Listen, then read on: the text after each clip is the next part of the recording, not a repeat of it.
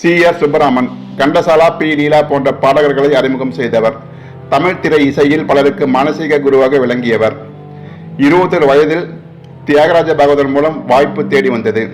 1945இல் சுப்பராமனுக்கு உதயன் படத்திற்கு இசையமைக்கும் வாய்ப்பை அளித்தார் பாகவதர். பின்னர் பாகவதர் லட்சுமிகாந்தன் கொலை வழக்கில் கைது செய்யப்பட சுப்பராமன் மீது ராசி இல்லாதவர் என்ற முத்திரை வீழ்ந்தது.